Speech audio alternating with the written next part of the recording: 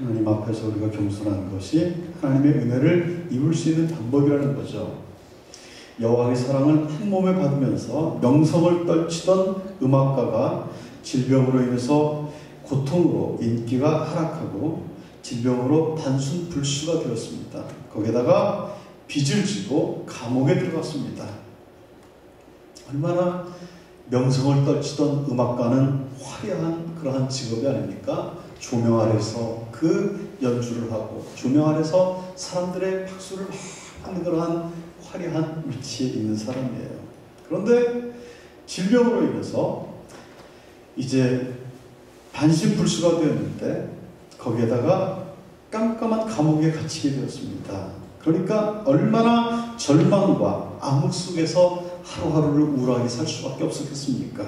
그런데 그는 그 감옥 안에서 부의 명작인 메시아를 작곡했습니다. 그분이 핸델입니다.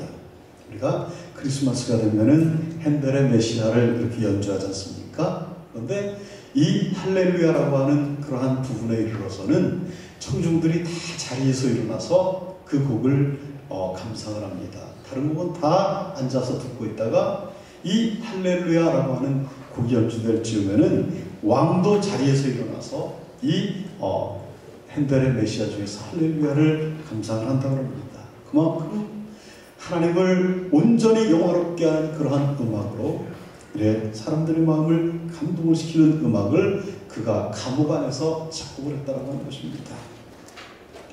그가 고난을 당하지 않았다면 불의 명곡은 만들어지지 않았을 것입니다. 사람이 사는 것이 하나님의 은혜로 사는 것입니다. 말씀의 은혜로 사는 것입니다. 우리가 물질의 힘으로 사는 것이 아니라 하나님의 은혜로 사는 것입니다. 세상적인 방법으로 우리가 힘으로 물질의 힘으로 살아보다가 안 돼서 마침내 두 손 들고 천부의 의지 없어서라고 교회에 나오는 사람들도 많이 보았습니다. 그러나 우리는 참으로 은혜로 살게 되면 우리 안에 신비한 강이 흐르게 되는 것 같아요. 그 은혜로 사는 사람들의 삶은 여러분들이 어떻게 여러분들이 그렇게 살고 있으니까 잘 모르시겠지만 은혜 밖의 사람들이 봤을 때는 뭐가 그렇게 좋아서 그렇게 행복하고 뭐가 그렇게 좋아서 날마다 웃고 싱글벙글 그렇게 사는지 모르겠다라고 묻습니다. 제가 예전에 있었던 교회에는 참 어울리지 않는 한 부부가 있었어요. 한 분은 서울에서 숙명여대 음대를 졸업하셔서 음악 선생님으로 이렇게 부임을 해왔어요. 그래서 전문 처자가 옛날에 피아노가 없으니까 오르간 앞에서 애들을 가르치는 모습을 한 깡패가 봤는데 너무 예뻤어요. 그 밖에서 보니까 천사가 따로 없다는 거예요. 그래서 이 주먹을 잘 쓰는 깡패가 저 여자는 내 여자야 그러면서 둘이 결혼을 했어요. 전혀 안 어울리는 한 쌍이 딱 결혼했어요. 근데 이 젊은 음악 선생님은 기도로 사는 분이었어요. 열심히 기도하면서 기도로 살았어요. 그래서 두 분이 가정을 딱 이뤘어요.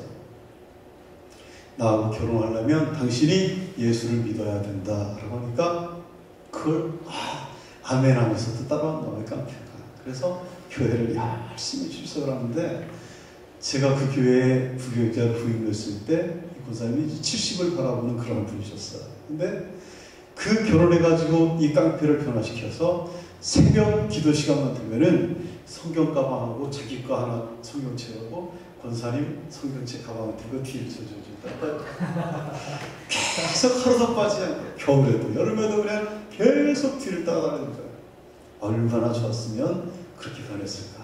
그래서 참 하나님 놀라우시다 싶었는데 그 가정에 하나님이 축복을 받아서 자녀들도 다 귀하게 성장을 봤습니다. 은혜로 사는 사람. 그 깡패가 왜 저 사람이 저렇게 천사처럼 보였을까?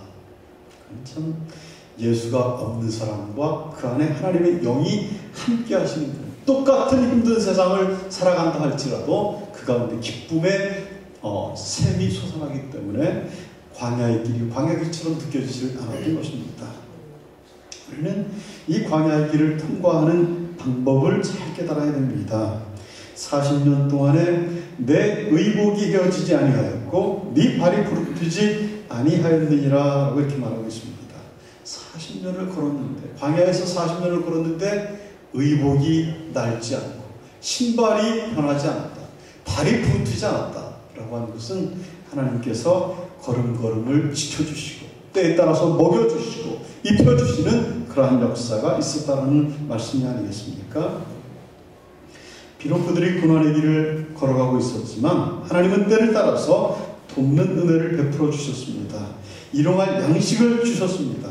하나님은 그 백성이 혹시 실수해서 고난의 길에 들어섰을지라도 죄는 밉지만 그 자녀를 미워하지를 않습니다. 때에 따라서 채워주십니다. 그 때가 더디올 뿐이지 우리가 조급해서 기다리지 못할 뿐이지 하나님께서는 하나님의 형상을 닮은 죄의 백성들이 방황하면서 눈물을 흘리면서 고통당하는 것을 원치 않으신다는 것입니다. 우리는 이 광야의 길을 통해서 참는 법을 배워야 됩니다. 참는 법을 배워야만이 우리가 신앙의 깊은 자리에 들어갈 수가 있습니다. 믿음 생활을 잘하는 그런 분들과 믿음 생활을 못하시는 분들 한번 유심히 관찰해 보십시오.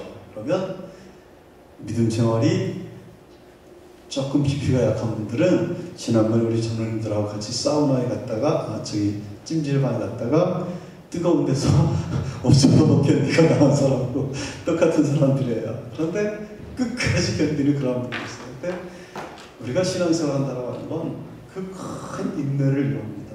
계속 참으면서 그 한 번의 아픔을 통과하고 또 고난을 통과하면 다음에는 이 정도의 고난 정도야 견딜 수 있는 힘을 주시는 것이 하나님의 비밀인 것입니다. 두 번째는 너는 사람이 그 아들을 징계하는 같이 네 하나님 여호와께서 너를 징계하시는 줄 마음에 생각하라 이렇게 말씀하고 있습니다. 하나님은 그의 자녀들을 이용하는 것이 아닙니다. 사랑함으로써 징계합니다. 여러분들이 자녀들을 참 잠언에 나오는 것처럼 차마 초다를 아끼는 사람은 자식을 사랑하지 않음이니라 그런 말이 있어요. 자식을 사랑한다면 자식을 회초리를 들어야 될 때는 들어야 된다는 겁니다. 그런데 그냥 너무 자식이 예뻐가지고 내버려 두면 상투 잡고 기어오른다 그러잖아요, 애들이. 그런데 우리가 자식을 사랑하면 그건 옳고 그름을 분명히 가르쳐줄 줄 아는 부모가 되어야 됩니다. 그런데 옳고 그름을 가르쳐주지 못한다면 그 자식을 사랑하는 것이 아니라 자식이 잘못된 길로 갈 수 있도록 멸망의 길로 갈 수 있도록 우리가 버리는 것입니다. 우리는 자녀를 사랑하면 때로는 자녀를 혼내는 것이 부모의 마음입니다. 하나님의 마음이 그러한 마음이라는 것입니다. 성도들에게 고통을 주시고 아픔을 주시는 것이 그를 통해서 하나님께 기도하게 만들고 그를 통해서 하나님께 가까이 나아갈 수 있도록 하나님의 사랑을 느끼게 만들기 위해서 하나님께서 자녀에게 매를 드시는 것입니다.